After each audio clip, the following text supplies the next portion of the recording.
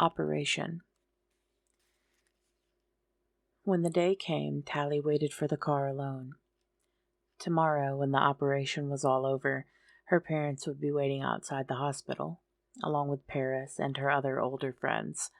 That was the tradition. But it seemed strange that there was no one to see her off on this end. No one said goodbye except a few uglies passing by. They looked so young to her now, especially the just-arrived new class, who gawked at her like she was an old pile of dinosaur bones. She'd always loved being independent, but now Tally felt like the last Littly to be picked up from school, abandoned and alone. September was a crappy month to be born. "You're Tally, right?" She looked up. It was a new ugly, awkwardly exploding into unfamiliar height, tugging at his dorm uniform like it was already too tight. "Yeah." "Aren't you the one who's going to turn today?" "That's me, Shorty." "So how come you look so sad?" Tally shrugged. What could this half-littly, half-ugly understand anyway? She thought about what Shay had said about the operation. Yesterday they'd taken Tally's final measurements, rolling her all the way through an imaging tube. Should she tell this new ugly that sometime this afternoon her body was going to be opened up, the bones ground down to the right shape, some of them stretched or padded, her nose cartilage and cheekbones stripped out and replaced with programmable plastic, skin sanded off and receded like a soccer field in spring, that her eyes would be laser cut for a lifetime of perfect vision, reflective implants inserted under the iris to add sparkling gold flecks to their indifferent brown, her muscles all trimmed up with a night of electro-size and all her baby fat sucked out for good, teeth replaced with ceramics as strong as a suborbital aircraft wing and as white as the dorm's good china. They said it didn't hurt, except the new skin, which felt like a killer sunburn for a couple of weeks. As the details of the operation buzzed around in her head, she could imagine why Shay had run away. It did seem like a lot to go through just to look a certain way. If only people were smarter, evolved enough to treat everyone the same way, even if they looked different, looked ugly. If only Tally had come up with the right argument to make her stay. The imaginary conversations were back, but much worse than they had been after Paris had left. 1,000 times she'd fought with Shay in her head, long, rambling discussions about beauty, biology, growing up. All those times out in the ruins, Shay had made her points about uglies and pretties, the city and the outside, what was fake and what was real. But Tally had never once realized her friend might actually run away, giving up a life of beauty, glamour, elegance. If only she'd said the right thing. Anything. Sitting here, she felt as if she'd hardly tried. Tally looked the new ugly in the eye. Because it all comes down to this. 2 weeks of killer sunburn is worth a lifetime of being gorgeous. The kid scratched his head. Huh? Something I should have said and didn't. That's all. The hospital hovercar finally came, settling onto the school grounds so lightly that it hardly disturbed the fresh-mowed grass. The driver was a middle pretty, radiating confidence and authority. He looked so much like Soul that Tally almost called her father's name. "Tally, Youngblood," he said. Tally had already seen the flash of light that had read her eye print, but she said, "Yes, that's me. Anyway." Something about the middle pretty made it hard to be flippant. He was wisdom personified, his manners so serious and formal that Tally found herself wishing she had dressed up. "Are you ready? Not taking much." Her duffel bag was only half full. Everyone knew that new pretties wound up recycling most of the stuff they brought over the river anyway. She'd have all new clothes, of course, and all the new pretty toys she wanted. All she'd really kept was Shay's handwritten note hidden among a bunch of random crap. Got enough. "Good for you, Tally. That's very mature." "That's me, sir." The door closed and the car took off. The big hospital was on the bottom end of New Pretty Town. It was where everyone went for serious operations. Littlies, Uglies, even late pretties from way out in Crumblyville coming in for life extension treatments. The river was sparkling under a cloudless sky, and Tally allowed herself to be swept away by the beauty of New Pretty Town. Even without the nighttime lights and fireworks, the city's surfaces shone with glass and metal, the unlikely spindles of party towers casting thin shadows across the island. It was so much more vibrant than the rusty ruins, Tally suddenly saw. Not as dark and mysterious, perhaps, but more alive. It was time to stop sulking about Shay. Life was going to be one big party from now on, full of beautiful people, like Tally Youngblood. The hovercar descended onto one of the red X's on the hospital's roof, and Tally's driver escorted her inside, taking her to a waiting room. An orderly looked up Tally's name, flashed her eye again, and told her to wait. "You'll be okay?" the driver asked. She looked up into his clear, soft eyes, wanting him to stay, but asking him to wait with her didn't seem very mature. "No, I'm fine, thanks." He smiled and went away. No one else was in the waiting room. Tally settled back and counted the tiles on the ceiling. As she waited, the conversations with Shay in her head came back again, but they weren't so troubling here. It was too late for second thoughts now. Tally wished there was a window to look out onto New Pretty Town. She was so close now. She imagined tomorrow night, her first night pretty, dressed in new and wonderful clothes, her dorm uniforms all shoved down the recycler, looking out from the top of the highest party tower she could find. She would watch as lights out fell across the river, bedtime for Uglyville, and know that she still had all night with Paris and her new friends, all the beautiful people she would meet. She sighed. 16 years. Finally. Nothing happened for a long hour. Tally drummed her fingers, wondering if they always kept Uglies waiting this long. Then the man came. He looked strange, unlike any pretty Tally had ever seen. He was definitely of middle age, but whoever had done his operation had botched it. He was beautiful, without a doubt, but it was a terrible beauty. Instead of wise and confident, the man looked cold, commanding, intimidating, like some regal animal of prey. When he walked up, Tally started to ask what was going on, but a glance from him silenced her. She had never met an adult who affected her this way. She always felt respect when face to face with a middle or late pretty, but in the presence of this cruelly beautiful man, respect was saturated with fear. The man said, "There's a problem with your operation. Come with me." She went. Special circumstances. This hovercar was larger, but not as comfortable. The trip was much less pleasant than Tally's first ride that day.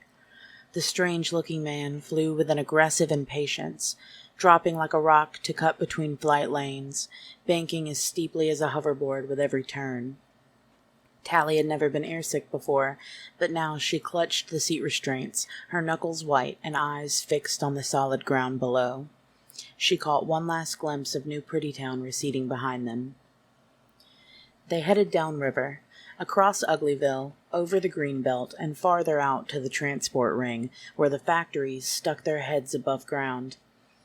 Beside a huge, misshapen hill, the car descended into a complex of rectangular buildings, as squat as ugly dorms and painted the color of dried grass.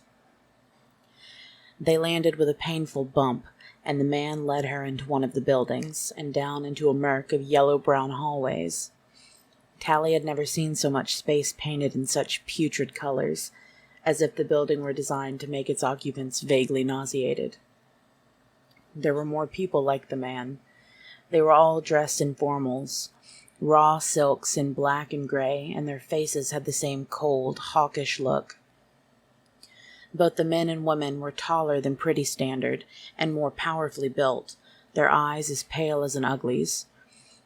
There were a few normal people as well, but they faded into insignificance next to the predatory forms moving gracefully through the halls. Tally wondered if this was some place where people were taken when their operations went wrong, when beauty turned cruel. Then why was she here? She hadn't even had the operation yet. Tally swallowed.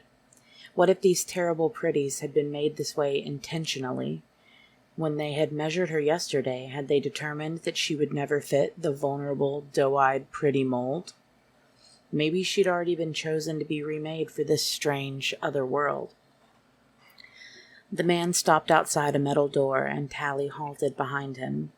She felt like a Lily again, jerked along by a minder on an invisible string. All her ugly senior's confidence had evaporated the moment she'd seen him back at the hospital. 4 years of tricks and independence gone. The door flashed his eye and opened, and he pointed for her to go in. Tally realized he hadn't said a word since collecting her at the hospital. She took a deep breath, which made the paralyzed muscles in her chest flinch with pain, and managed to croak, "Say please." "Inside," was his answer. Tally smiled, silently declaring a small victory that she had made him speak again, but she did as she was told. "I'm Dr. Cable." Tally Youngblood. Dr. Cable smiled. "Oh, I know who you are." The woman was a cruel pretty. Her nose was aquiline, her teeth sharp, her eyes a non-reflective gray. Her voice had the same slow, neutral confidence as a bedtime book, but it hardly made Tally sleepy. An edge was hidden in the voice, like a piece of metal slowly marking glass. "You have a problem, Tally." I had kind of guessed that. It was strange, not knowing the woman's first name. "Dr. Cable will do." Tally blinked. She'd never called anyone by their last name in her life. "Okay, Dr. Cable." She cleared her throat and managed to say more in a dry voice. "My problem right now is that I don't know what's going on, so why don't you tell me?" "What do you think is going on, Tally?" Tally closed her eyes, taking a rest from the sharp angles of the woman's face. "Well, the bungee jacket was a spare, and we did put it back on the recharge pile. This isn't about some ugly trick." She sighed and opened her eyes. "No, I didn't think so." "This is about a friend of yours, someone missing." Of course. Shay's disappearing trick had gone too far, leaving Tally to explain. "I don't know where she is." Dr. Cable smiled. Only her top teeth showed when she did. "But you do know something." "Who are you, anyway?" Tally blurted. "Where am I?" "I'm Dr. Cable," the woman said, "and this is Special Circumstances." First, Dr. Cable asked her a lot of questions. "You didn't know Shay long, did you?" "No, just this summer. We were in different dorms." "And you didn't know any of her friends?" "No, they were all older than her. They'd already turned." "Like your friend Paris." Tally swallowed. How much did this woman know about her? "Yeah, like Paris and me." "But Shay's friends didn't wind up pretty, did they?" Tally took a slow breath, remembering her promise to Shay. She didn't want to lie, though. Dr. Cable would know if she did. Tally was sure of that. She was in enough trouble already. "Why wouldn't they?" "Did she tell you about her friends?" "We didn't talk about stuff like that. We just hung out because it hurt being alone. We were into playing tricks." "Did you know she'd been in a gang?" Tally looked up into Dr. Cable's eyes. They were almost as big as a normal pretty's, but they angled upwards like a wolf's. "A gang? How do you mean?" "Tally, did you and Shay ever go to the Rusty Ruins?" "Everyone does." "But did you ever sneak out to the ruins?" "Yeah, a lot of people do." "Did you ever meet anyone there?" Tally bit her lip. "What special circumstances?" "Tally, The edge in her voice was suddenly sharp as a razor blade. "If you tell me what special circumstances is, I'll answer you." Dr. Cable sat back. She folded her hands and nodded. "This city is a paradise, Tally. It feeds you, educates you, keeps you safe. It makes you pretty." Tally couldn't help looking up hopefully at this. "And our city can stand a great deal of freedom, Tally. It gives youngsters room to play tricks, to develop their creativity and independence, but occasionally bad things come from outside the city." Dr. Cable narrowed her eyes, her face becoming even more like a predator's. "We exist in equilibrium with our environment, Tally, purifying the water that we put back in the river, recycling the biomass, and using only power drawn from our own solar footprint. But sometimes we can't purify what we take in from the outside. Sometimes there are threats from the environment that must be faced." She smiled. "Sometimes there are special circumstances." "So you guys are like minders, but for the whole city?" Dr. Cable nodded. "Other cities sometimes pose a challenge, and sometimes those few people who live outside the cities can make trouble." Tally's eyes widened. Outside the cities? Shay had been telling the truth. Places like the Smoke really existed. "It's your turn to answer my question, Tally. Did you ever meet anyone in the ruins? Someone not from this city, not from any city?" Tally grinned. "No, I never did." Dr. Cable frowned, her eyes darting downward for a second, checking something. When they returned to Tally, they had grown even colder. Tally smiled again, certain now that Dr. Cable knew when she was telling the truth. The room must be reading her heartbeat, her sweat, her pupil dilation. But Tally couldn't tell what she didn't know. The razor blade slid back into the woman's voice. "Don't play games with me, Tally.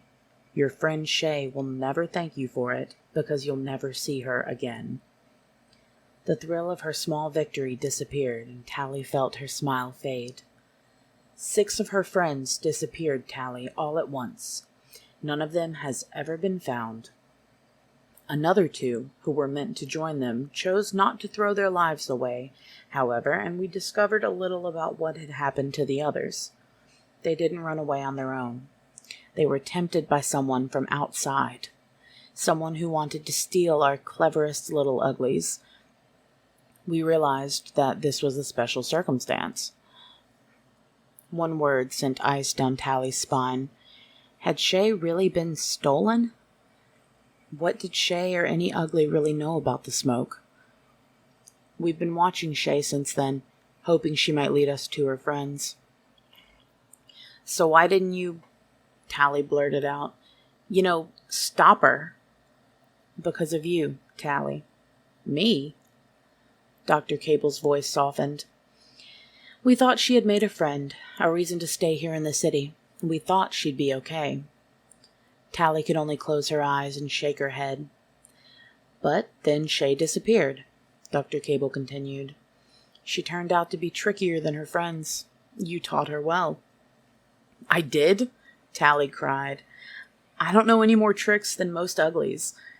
"You underestimate yourself," Dr. Cable said. Tally turned away from the vulpine eyes, shut out the razor blade voice. This was not her fault. She had decided to stay here in the city after all. She wanted to become pretty. She even tried to convince Shay. But it failed. "It's not my fault." "Help us, Tally." "Help you what?" "Find her. Find them all." She took a deep breath. "What if they don't want to be found? What if they do? What if they were lied to?" Tally tried to remember Shay's face that last night. How hopeful she had been. She'd wanted to leave the city as much as Tally wanted to be pretty. However stupid the choice seemed, Shay had made it with her eyes open and had respected Tally's choice to stay. Tally looked up at Dr. Cable's cruel beauty, at the puke yellow-brown of the walls. She remembered all the tricks special circumstances had played on her today, how they'd kept her waiting for an hour in the hospital, waiting and thinking she would soon be pretty, the brutal flight here and all the cruel faces in the halls, and she decided. "I can't help you," Tally said. "I made a promise." Dr. Cable bared her teeth. This time, it wasn't even a mockery of a smile. The woman became nothing but a monster, vengeful and inhuman. "Then I'll make you a promise too, Tally Youngblood. Until you do help us, to the very best of your ability, you will never be pretty." Dr. Cable turned away. "You can die ugly for all I care." The door opened. The scary man was outside, where he'd been waiting all along. Ugly for life. They must have forewarned the minders about her return. All the other uglies were gone, off on some unscheduled school trip. But they hadn't found out in time to save her stuff. When Tally reached her old room, she saw that everything had been recycled. Clothes, bedding, furniture, the pictures on the wall screen. It had all reverted back to generic ugly. It even looked as if somebody else had briefly moved in, then out again, leaving a strange drink can in the fridge. Tally sat down on the bed, too stunned to cry. She knew she would start bawling soon, probably losing it at the worst possible time and place. Now that the encounter with Dr. Cable was over, her anger and defiance were fading, and there was nothing left to sustain her. Her stuff was gone, her future was gone, only the view out the window remained. She sat and stared, having to remind herself every few minutes that it had all really happened. The cruel pretties, the strange buildings on the edge of town, the terrible ultimatum from Dr. Cable. Tally felt as if some wild trick had gone horribly wrong. A weird and horrible new reality had opened up, devouring the world she knew and understood. All she had left was a small duffel bag she'd packed for the hospital. She couldn't even remember carrying it all the way back here. Tally pulled out the few clothes which she'd shoved in at random and found Shay's note. She read it, looking for clues. "Take the coaster straight past the gap until you find one that's long and flat. Cold is the sea and watch for breaks. At the second, make the worst mistake. 4 days later, take the side you despise and look in the flowers for firebug eyes. Once they're found, enjoy the flight, then wait on the bald head until it's light." Hardly any of it made sense to her, only bits and pieces. Shay had obviously meant to hide the meaning from anyone else reading it, using references only the two of them would understand. Her paranoia made a lot more sense now. Having met Dr. Cable, Tally could see why David wanted to keep his city, or camp, or whatever it was, a secret. As Tally held the note, she realized that it was what Dr. Cable had wanted. The woman had been sitting across the room from the letter the whole time, but they'd never bothered to search her.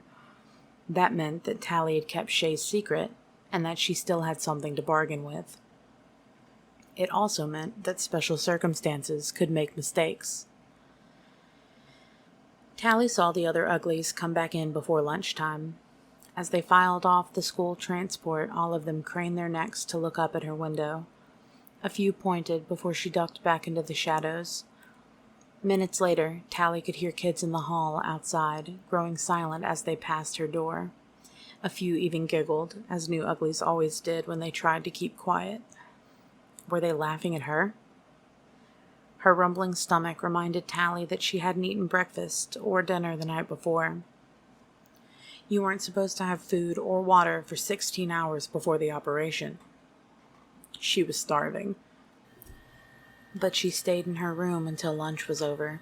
She couldn't face a cafeteria full of uglies watching her every move, wondering what she did to deserve her still ugly face. When she couldn't stand her hunger anymore, Tally stole upstairs to the roof deck, where they put out leftovers for whoever wanted them.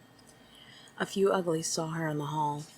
They clammed up and stood aside as Tally passed, as if she were contagious. What had the minders told them? Tally wondered. That she'd pulled one too many tricks? That she was inoperable and ugly for life? Or just that she was a special circumstance? Everywhere she went, eyes looked away, but it was the most visible she'd ever felt. A plate was set out for her on the roof deck, sealed in plastic wrap, her name stuck to it. Someone had noticed that she hadn't eaten, and, of course, everyone would realize that she was in hiding. The sight of the plate of food, wilted and solitary, made the suppressed tears well up in her eyes. Tally's throat burned as if she'd swallowed something sharp, and it was all she could do to get back to her room before she burst into loud, jagged sobs. When she got there, Tally found that she hadn't forgotten to bring the plate. She ate while she cried, tasting the salt of her tears in every bite. Her parents came by about an hour later. Ellie swept in first, gathering Tally into a hug that emptied her lungs and lifted her feet off the ground. "Tally, my poor baby." "Now don't injure the girl, Ellie. She's had a tough day." Even without oxygen, it felt good inside the crushing embrace. Ellie always smelled just right, like a mom, and Tally always felt like a littlie in her arms. Released after what was probably a solid minute, but still too soon, Tally stepped back, hoping that she wouldn't cry again. She looked at her parents sheepishly, wondering what they must be thinking. She felt like a total failure. "I didn't know you guys were coming." "Of course we came," Ellie said. Sol shook his head. "I've never heard of anything like this happening. It's ridiculous, and we'll get to the bottom of it. Don't you worry." Tally felt a weight lift from her shoulders. Finally, there was someone else on her side. Her father's middle-pretty eyes twinkled with calm certainty. There was no question that he would sort everything out. "What did they tell you?" Tally asked. Sol gestured, and Tally sat on the bed. Ellie sat beside her while he paced back and forth across the small room. "Well, they told us about this Shay girl. Sounds like she's a lot of trouble." "Sol," Ellie interrupted, "the poor girl's missing." "Sounds like she wants to be missing." Her mother pursed her lips in silence. "It's not her fault, Sol," Tally said. "She just didn't want to turn pretty." "So she's an independent thinker. Fine. But she should have had better sense than to drag someone else down with her." "She didn't drag me anywhere. I'm right here." Tally looked out the window at the familiar view of New Prettytown, where I'll be forever, probably. Now, Ellie said. "They said that once you've helped them find this Shay girl, everything should go ahead as normal." "It won't make any difference if the operation happens a few days late. It'll be a great story when you're old," Sol chuckled. Tally bit her lip. "I don't think I can help them." "Well, just do your best," Ellie said. "But I can't. I promised Shay that I wouldn't tell anyone her plans." They were silent for a moment. Sol sat down, taking one of her hands in his. They felt so warm and strong, almost as wrinkled as a Crumbly's from days spent working in his wood shop. Tally realized that she hadn't visited her parents since the week of summer break, when she'd mostly been anxious to get back to hanging out with Shay full time. But it was good to see them now. "Tally, we all make promises when we're little. That's part of being an ugly. Everything's exciting and intense and important, but you have to grow out of it. After all, you don't owe this girl anything. She's done nothing but cause you trouble." Ellie took her other hand. "And you'll only be helping her, Tally. Who knows where she is now and what's happening to her? I'm surprised you let her run off like that. Don't you know how dangerous it is out there?" Tally found herself nodding. Looking into Sol's and Ellie's faces, everything seemed so clear. Maybe cooperating with Dr. Cable would really be helping Shay, and would set things back on course for herself. But the thought of Dr. Cable made her wince. "You should have seen these people. The ones investigating Shay. They look like—" Sol laughed. "I guess it would be a bit of a shock at your age, Tally, but of course we old folks know all about special circumstances. They may be tough, but they're just doing their jobs, you know. It's a tough world out there." Tally sighed. Maybe her reluctance was just because the cruel pretties had scared her so much. "Have you ever met them? I couldn't believe the way they looked." Ellie furrowed her brow. Well, I can't say I've actually met one. Saul frowned, then broke into a laugh. Well, you wouldn't want to meet one, Ellie. And Tally, if you do the right thing now, you probably won't ever meet one again. That sort of business is something we can all do without. Tally looked at her father, and for a moment she saw something other than wisdom and confidence in his expression. It was almost too easy the way Saul laughed off special circumstances, dismissing everything that went on outside the city. For the first time in her life, Tally found herself listening to a middle pretty without being completely reassured, a realization that made her dizzy. And she couldn't shake the thought that Saul knew nothing about the outside world Shay had fled to. Maybe most people didn't want to know. Tally had been taught all about the Rusties in early history, but at school they never said a single thing about people living outside the cities right now, people like David. Until she'd met Shay, Tally had never thought about it either. But she couldn't dismiss the whole thing the way her father had. And she had made Shay a solemn promise. Even if she was just an ugly, a promise was a promise. Guys, I'm gonna have to think about this. For a moment, an awkward silence filled the room. She'd said something they hadn't expected. Then Ellie laughed and patted her hand. Well, of course you do, Tally. Saul nodded, back in command. We know you'll do the right thing. Sure, but in the meantime, Tally said, maybe I could come home with you? Her parents shared another look of surprise. I mean, it's really weird being here now. Everyone knows that I'm not scheduled for classes anymore, so it would just be like coming home for autumn break, but a little early. Saul recovered first and patted her shoulder. Now, Tally, don't you think it would be even stranger for you out in Crumbleyville? I mean, there's no other kids out there this time of year. You're much better off here, with the other children, darling, Ellie added. You're only a few months older than some of them, and goodness, we don't have your room ready at all. I don't care. Nothing could be worse than this, Tally said. Oh, just order up some more clothes and get that wall screen back the way you want it, Saul said. I didn't mean the room. In any case, Ellie interrupted, why make a fuss? This'll all be over in no time. Just have a nice chat with special circumstances, tell them everything, and you'll be headed where you really want to be. They all looked out the window at the towers of New Prettytown. I guess so. Sweetheart, Ellie said, patting her leg. What other choice do you have? Paris. During the daytime, she hid in her room. Going anywhere else was pure torture. The Uglies in her own dorm treated her like a walking disease, and anyone else who recognized her sooner or later asked, "Why aren't you pretty yet?" It was strange. She'd been an ugly for 4 years, but a few extra days had brought home to her exactly what the word really meant. Tally peered into her mirror all day, noting every flaw, every deformity. Her thin lips pursed with unhappiness.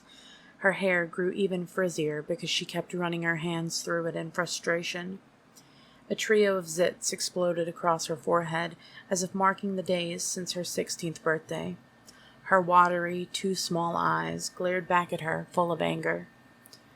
Only at night could she escape from the tiny room, the nervous stares, her own ugly face.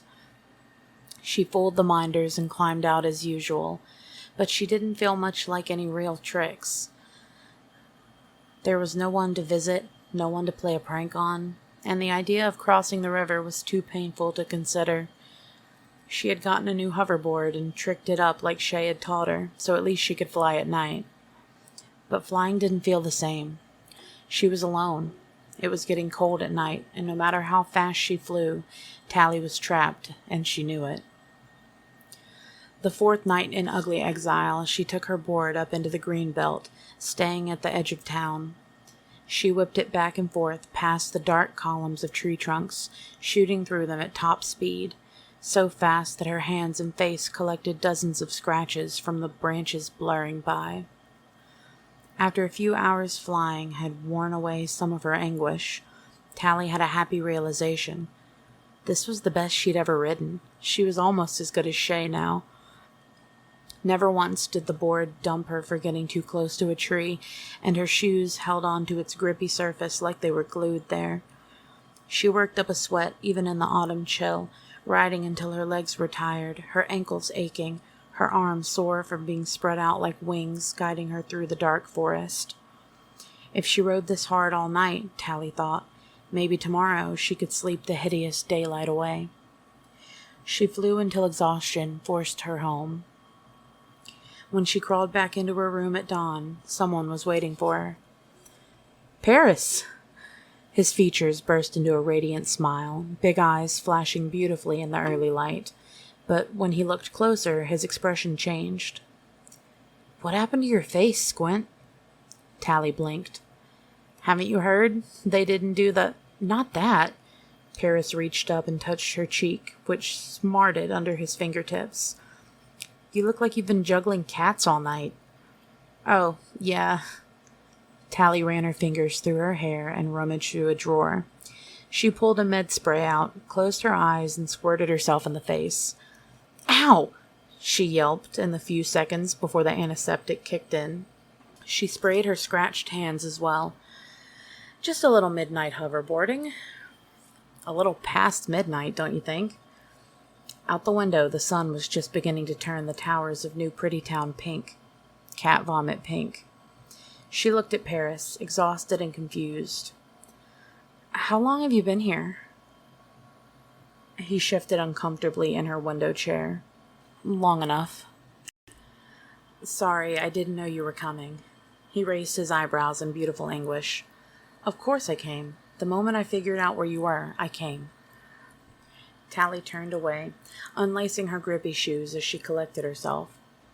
She'd felt so abandoned since her birthday, it had never occurred to her that Paris would want to see her, especially not here in Uglyville. But here he was, worried, anxious, lovely. "It's good to see you," she said, feeling tears come into her eyes. They were red and puffy most of the time these days. He beamed up at her. "You too." The thought of what she must look like was too much. Tally collapsed into bed, covering her face with her hands and sobbing. Paris sat next to her and held her for a while as she cried, then wiped her nose and sat up. "Look at you, Tally Youngblood." She shook her head.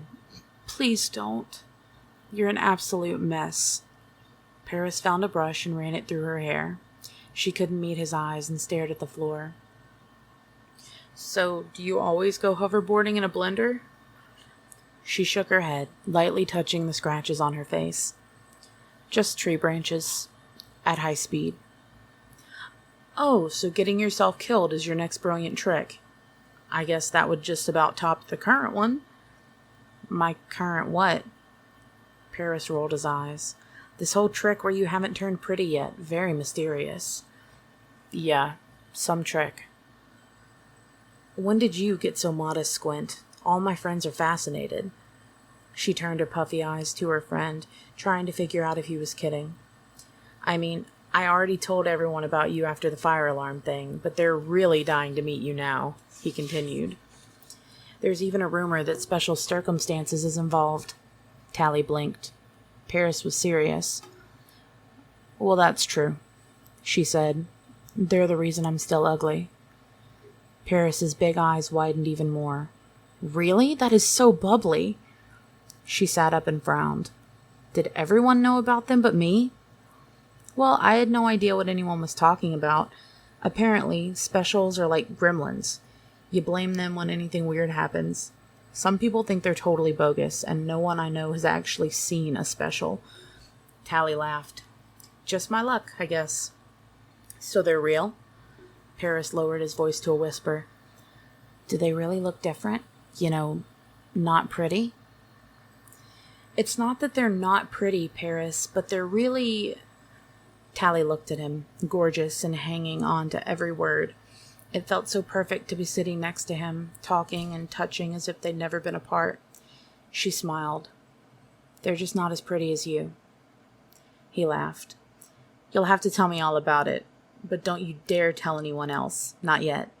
Everyone's going to be so intrigued. We can throw a big party when you get yourself prettied up." She tried to smile. Paris, I know you're probably not supposed to talk about it, but once you're across the river, just drop a few hints about special you-know-what, and you'll get invited to all the parties. Just make sure you take me with you. He leaned closer. There's even a rumor that all the bubbly jobs go to people who've had tricky records as kids. But that's years from now. The main thing is to get you pretty already. But Paris, she said, her stomach starting to hurt. I don't think You'll love it, Tally. Being pretty's the best thing ever, and I'll enjoy it about 1,000,000 times more once you're there with me. I can't. He frowned. Can't what? Tally looked up at Paris, clutching his hand. You see, they want me to tattle on a friend of mine, someone I got to know really well, after you left. Tattle? Don't tell me this is all about some ugly trick. Sort of. So tattle away. How big a deal can it be? Tally turned away. It's important, Paris. It's more than a trick. I made a friend a promise that I'd keep a secret for her. His eyes narrowed, and for a moment he looked like the old Paris, serious, thoughtful, even a little bit unhappy. Tally, you made me a promise too. She swallowed and stared back at him. His eyes shone with tears.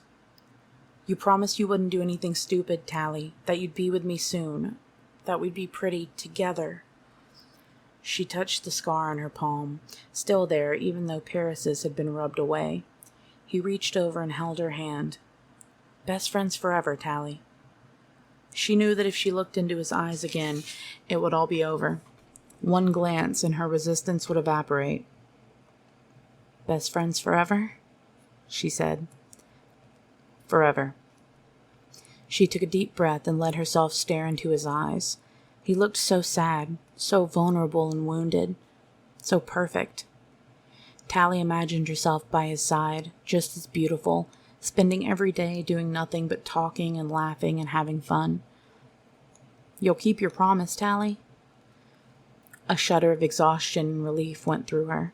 She had it now, an excuse to break her vow.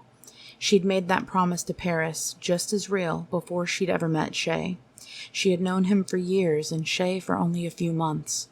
And Paris was right here, not out in some strange wilderness, and was looking at her with those eyes. Of course. Really? He smiled, and it was as bright as the daybreak outside. Yeah. The words came out so easily. I'll be there as soon as I can. I promise. He sighed and hugged her tight, rocking her softly. Tears rose up in her again.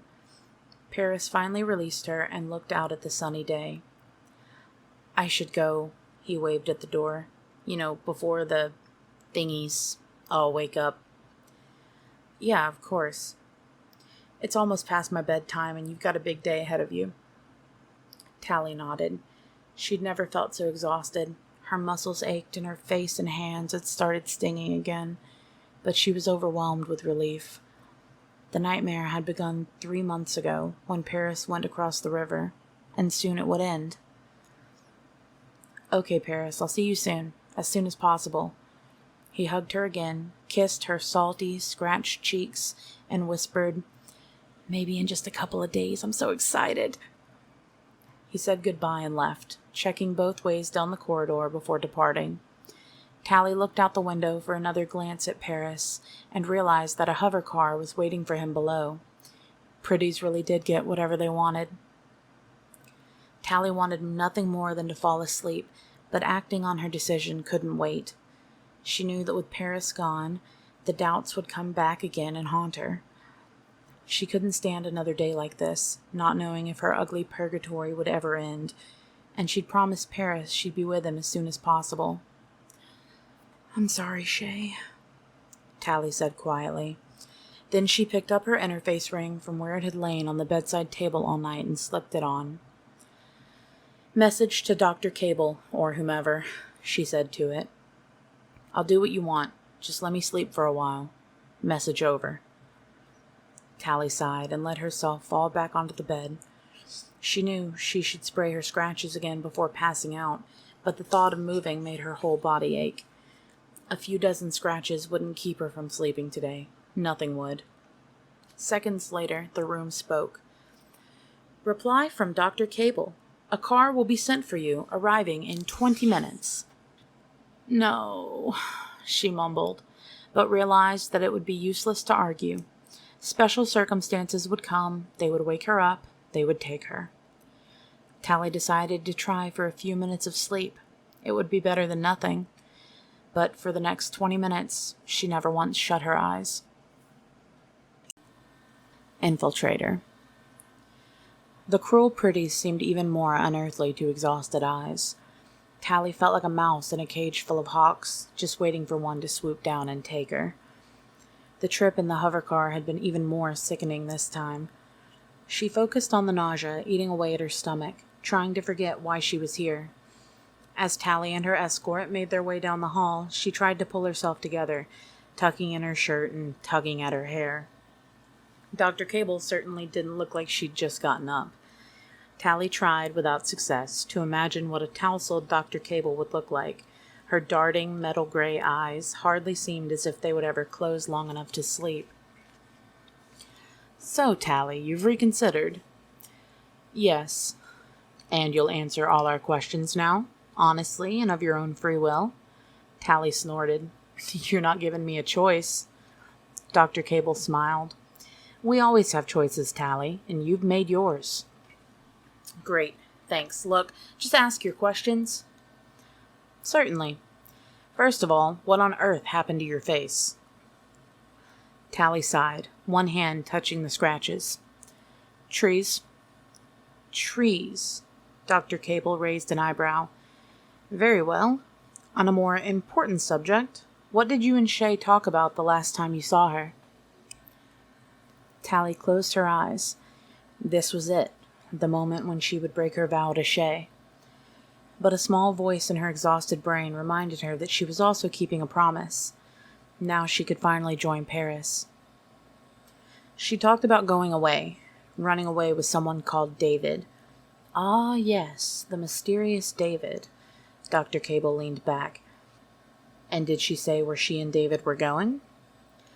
A place called The Smoke, like a city, only smaller, and no one was in charge there, and no one was pretty. And did she say where it was? No, she didn't, not really. Tally sighed and pulled Shay's crumpled note from her pocket. But she left me these directions. Dr. Cable didn't even look at the note. Instead, she pushed a piece of paper from her side of the desk over to Tally's. Through bleary eyes, Tally saw that it was a 3D copy of the note, perfectly down to the slight incisions of Shay's labored penmanship on the paper. We took the liberty of making a copy of that the first time you were here. Tally glared at Dr. Cable, realizing she'd been duped. Then why do you need me? I don't know anything more than what I just said. I didn't ask her to tell me any more. And I didn't go with her because I just wanted to be pretty. A lump rose in her throat, but Tally decided that under no circumstances, special or not, was she going to cry in front of Dr. Cable. I'm afraid that we find the instructions on the note rather cryptic, Tally. You and me both. Dr. Cable's hawk eyes narrowed. They seemed to be designed to be read by someone who knows Shay quite well. By you, perhaps. Yeah, well, I get some of it, but after the first couple of lines, I'm lost. I'm sure it's very difficult, especially after a long night of trees. I still think you can help us, however. Dr. Cable opened a small briefcase on the desk between them. Tally's tired brain struggled to make sense of the objects in the case. A fire starter, a crumpled sleeping bag. Hey, that's like the survival stuff that Shay had. That's right, Tally. These ranger kits go missing every so often. Usually just about the same time that one of our uglies disappears. Well, mystery solved. Shay was all ready to travel to the Smoke with a bunch of that stuff. What else did she have? Tally shrugged. A hoverboard? A special one with solar. Of course a hoverboard. What is it about those things and miscreants? And what did Shay plan to eat, do you suppose? She had food in packets. Dehydrated. Like this? Dr. Cable produced a silvery food packet. Yeah, she had enough for 4 weeks. Tally took a deep breath. 2 weeks if I'd gone along. More than enough, she said. 2 weeks. Not so very far. Dr. Cable pulled a black knapsack from beside her desk and started to pack the various objects into it. You might just make it.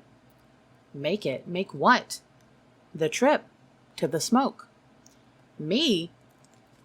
Tally, only you can understand these directions. I told you, I don't know what they mean. But you will, once you're on the journey, and if you're properly motivated. But I already told you everything you wanted to know. I gave you the note. You promised. Dr. Cable shook her head.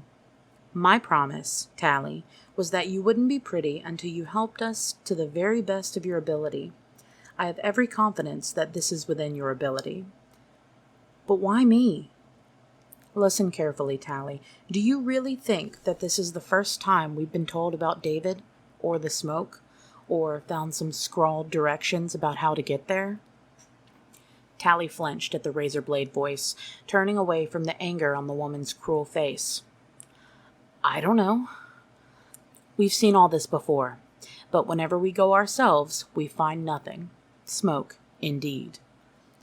The lump had returned to Tally's throat. So how am I supposed to find anything? Dr. Cable pulled the copy of Shay's note toward herself. This last line, where it says to wait on the bald head, clearly refers to a rendezvous point. You go there, you wait. Sooner or later, they'll pick you up. If I send a hover car full of specials, your friends will probably be a bit suspicious. You mean you want me to go alone?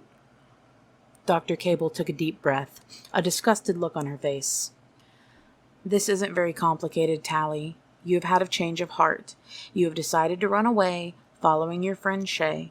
Just another ugly escaping the tyranny of beauty. Tally looked up at the cruel face through a prism of gathering tears. And then what? Dr. Cable pulled another object from the briefcase, a necklace with a little heart pendant. She pressed on its sides, and the heart clicked open. Look inside. Tally held the tiny heart up to her eye. I can't see anything. Ow! The pendant had flashed, blinding her for a moment. The heart made a little beep. The finder will only respond to your eye print, Tally. Once it's activated, we'll be there within a few hours. We can travel very quickly. Cable dropped the necklace onto the desk. But don't activate it until you're in the smoke. This has taken us some time to set up. I want the real thing, Tally. Tally blinked away the afterimage of the flash, trying to force her exhausted brain to think. She realized now that this had never been simply a matter of answering questions. They had always wanted her as a spy, an infiltrator. She wondered just how long this had been planned. How many times had special circumstances tried to get an Ugly to work with them before? I can't do this.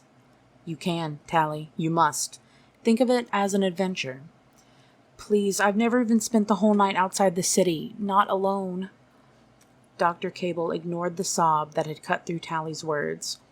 If you don't agree right now, I'll find someone else and you'll be ugly forever. Tally looked up, trying to see through the tears that were flowing freely now, to peer past Dr. Cable's cruel mask and find the truth.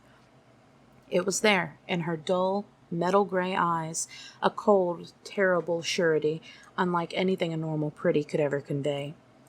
Tally realized that the woman meant what she said. Either Tally infiltrated the smoke and betrayed Shay, or she'd be an Ugly for life. I have to think. Your story will be that you ran away the night before your birthday, Dr. Cable said. That means you've already got to make up for 4 days lost. Any more delays and they won't believe you. They'll guess what happened. So decide now. I can't. I'm too tired. Dr. Cable pointed at the wall screen and an image appeared. Like a mirror, but in close-up, it showed Tally as she looked right now. Puffy-eyed and disheveled, exhaustion and red scratches marking her face, her hair sticking out in all directions, and her expression turning horrified as she beheld her own appearance. That's you, Tally. Forever. Turn it off. Decide. Okay, I'll do it. Turn it off. The wall screen went dark. And that's where we're going to leave off for now. The next time I pick back up, it's going to be part 2. So, yeah, if you've listened this far, thank you very much for listening. And I should have the next part up sooner than the 8 months it took to get this part out. But yeah, thank you. I really appreciate if you've listened this far.